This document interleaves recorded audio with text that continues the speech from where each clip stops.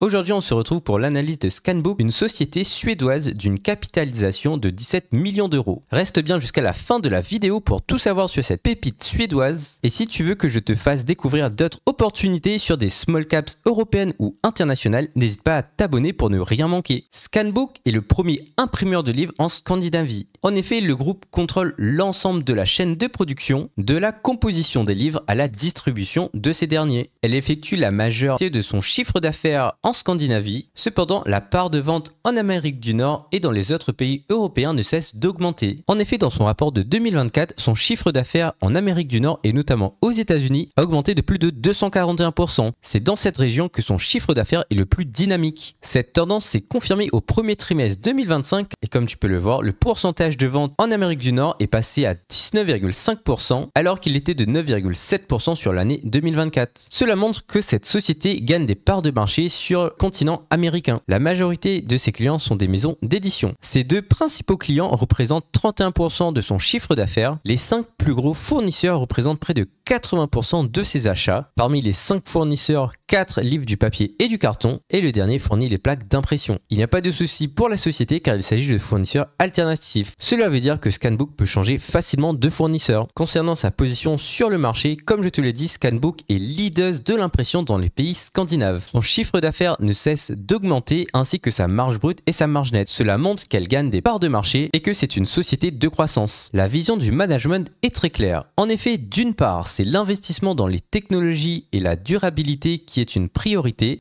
Ensuite, c'est le développement à l'international. Comme on l'a vu, le gain de parts de marché en Amérique du Nord valide le fait que ce soit une priorité pour le management. Et de même, le management veut que Scanbook ait une situation financière solide avec une bonne liquidité et une trésorerie nette. Dans son rapport du premier trimestre 2025, le management a énoncé qu'il y avait une demande exceptionnellement forte sur ce premier trimestre 2025. Il a énoncé que les tarifs douaniers n'ont eu aucun effet sur Scanbook. Au contraire, il y a eu une croissance des ventes en Allemagne, mais surtout aux États-Unis, ce qui explique l'augmentation de son chiffre d'affaires. La hausse de la demande aux États-Unis a été marquée par la forte demande pour les livres décorés. Je te l'ai dit, le management a vraiment une vision très claire. C'est pour ça qu'elle a énoncé des objectifs financiers précis. D'une part, elle veut que l'évolution du chiffre d'affaires de Scanbook soit plus élevée que l'augmentation du marché de l'impression. Par ailleurs, à moyen terme, le management cible une marge brute supérieure à 8%. De même, elle veut que cette société soit solide et c'est pour ça qu'elle veut que le ratio de capitaux propres ne soit pas inférieur à 30%. Afin de récompenser les actionnaires et en lien avec la situation financière de la société, le management indique qu'il versera un dividende de moins 50% du résultat à ses actionnaires. Cela implique donc, au regard des résultats de Scanbook, qu'un dividende durable sera versé aux actionnaires. Les rapports financiers étant en suédois, je t'ai traduit et facilité la lecture de ces derniers. Si tu veux recevoir l'analyse complète de Scanbook, n'hésite pas à t'inscrire sur mon Podia. De même, tu pourras consulter ma sélection des Small Caps Value. Sur ce premier trimestre 2025, le chiffre d'affaires de Scanbook a augmenté de plus 19% par rapport à son premier trimestre 2024. Son résultat net a été multiplié par 2,5. Son EBITDA et son EBIT ont été en forte progression. Si cette tendance se poursuit sur le reste de l'année 2025, cela veut dire que le dividende versé en fin d'année sera élevé. Ce qui est vraiment exceptionnel avec cette société, c'est qu'elle dispose d'une trésorerie nette. Cela veut dire qu'elle a plus de cash que de dette. Cela veut dire qu'elle a une situation financière très solide qui pourra faire face notamment aux crises et qui permet le versement de dividendes. Sur l'année 2024, ses résultats étaient aussi très intéressants. Par rapport à 2023, son chiffre d'affaires a augmenté de 6,2%, son résultat brut ainsi que sa marge brute ont augmenté et au global, son résultat a augmenté de plus 19%. Ces très bons résultats sur 2024 ont impliqué le versement d'un dividende de 2,75 couronnes suédoises, soit au cours actuel, cela représente un rendement de près 6,7%. Concernant les ratios de valorisation, tu peux voir qu'ils correspondent à l'ensemble de mes critères d'investissement. C'est pour ça que je garde cette société dans ma watchlist. Concernant sa solvabilité, l'ensemble de ces indicateurs sont au vert. En effet, son taux d'endettement n'est que de 20%, ce qui est vraiment très faible pour une société industrielle. De même, c'est son endettement net qui est vraiment exceptionnel. Concernant l'analyse graphique, son cours est au-dessus de l'ensemble de ses moyennes mobiles. Cependant, tu peux voir qu'elle oscille fortement fortement avec sa moyenne mobile à 20 jours et que sa moyenne mobile à 200 jours et sa moyenne mobile à 100 jours sont rapprochées. Un bon point d'entrée serait de cibler en dessous de sa moyenne mobile à 20 jours, voire aux alentours de 38. J'espère que la vidéo t'a plu. Si c'est le cas, n'hésite pas à de laisser un like, un commentaire et de t'abonner. Si tu veux recevoir l'analyse complète de Scanbook, n'hésite pas à t'inscrire sur mon Podia. Je te remercie et moi je te dis à la semaine prochaine pour une nouvelle vidéo.